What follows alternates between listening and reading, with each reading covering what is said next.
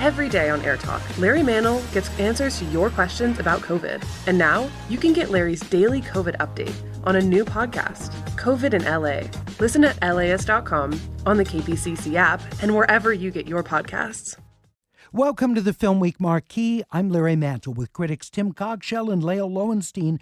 First up, A Hero from writer-director Asghar Farhadi. Tim.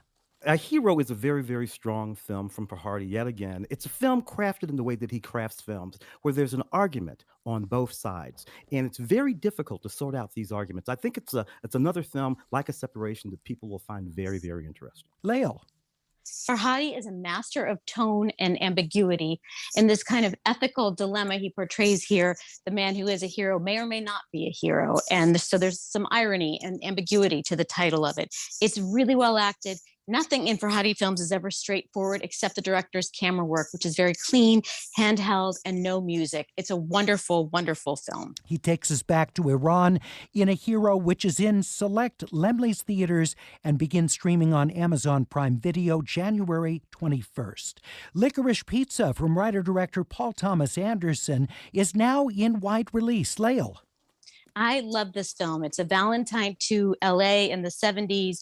It's also a Valentine to cinema itself. Anderson is working at the top of his game with some terrific performers. Cooper Hoffman and Alana Haim are absolute revelations in this film as the two sort of platonic lovers, if you will. They're best friends who also sort of can't stand each other. It is a sweeping, bold, beautifully edited, great music, and just a terrific, terrific film. Tim, what do you think of Licorice Pizza? Another very strong entry from PTA. It will be interesting to see as it goes wide if the rest of America gets this very, very inside film as much as people who are from Los Angeles and California do.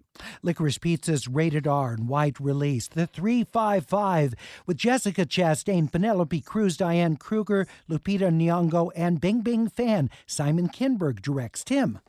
Dazzling, all of these women working very hard in this insanely derivative secret agent film about lady secret agents on a mission to save the world from a very, very dumb threat. Lael. A dumb threat indeed. Glamorous, gorgeous women who are capable on their own, but who never get the backstory that they deserve.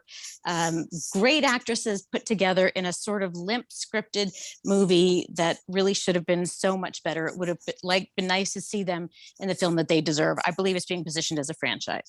The 355's rated PG-13. It's in wide release. Our critics also strongly recommend The Lost Daughter, written and directed by Maggie Gyllenhaal, starring Olivia Colman, Dakota Johnson, and Jessie Buckley. That film is streaming on Netflix.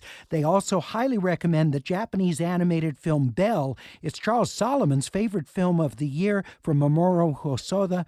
The film is in wide release next Wednesday, January 12th. For our critics, I'm Larry Mantle. Have a great weekend. When it comes to COVID-19, too many people don't know where to turn or who to believe. We're going to open up the phones. Enter the new podcast, COVID in LA, with Larry Mantle. We have Juliana in Santa Monica wondering. Every episode answers your questions about the pandemic. Richard in Pacific Palisades, you're on Air Talk. Get the info you need and make informed choices. We're all in this together. COVID in LA at LAist.com, on the KPCC app, and wherever you get your podcasts.